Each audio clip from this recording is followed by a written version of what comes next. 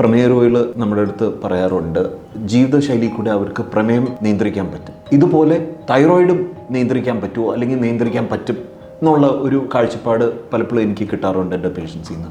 അത് എത്രത്തോളം ശരിയാണ്? ഇപ്പോൾ തൈറോയിഡിൻ്റെ പ്രോബ്ലം എന്ന് പറയുമ്പോൾ അത് ഒരു ഹോർമോണൽ ഡെഫിഷ്യൻസി കൊണ്ട് വരുന്നതാണ്. സോ ഹോർമോൺ കുറവായിട്ടുള്ളപ്പോൾ അൺലെസ് ആൻഡ് അൺടിൽ നമ്മൾ അത് റീപ്ലേസ് ചെയ്യുന്ന സമയം വരെ we can cure it. So ഒരു വാക്കിംഗ് ചെയ്തിട്ടോ അല്ലെങ്കിൽ ഫോർ എക്സാമ്പിൾ യോഗ ചെയ്തിട്ടോ. എൻ്റെ ഒരു പ്രൊഫസർ പലപ്പോഴും എൻ്റെ അടുത്ത് പറഞ്ഞത്, think of it like this: ഒരു ഫാക്ടറി ഷട്ട് ചെയ്ത് കഴിഞ്ഞാൽ പിന്നെ നമ്മൾ എന്തൊക്കെ ചെയ്താലും ആ ഫാക്ടറി തുറക്കില്ല.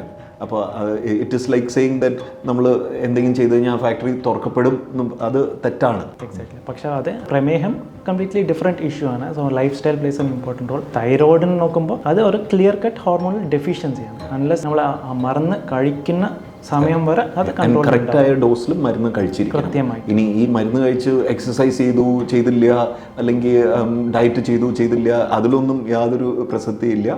U have to take medicines, you have to treat it correctly. അത് മാത്രമാണ് അതിനകത്തുള്ളത്. ലൈഫ് ലോങ് കഴിച്ചു നോർമലായി നമ്മൾ വിറ്റു അങ്ങനെയും ചെയ്യാൻ പാടില്ല.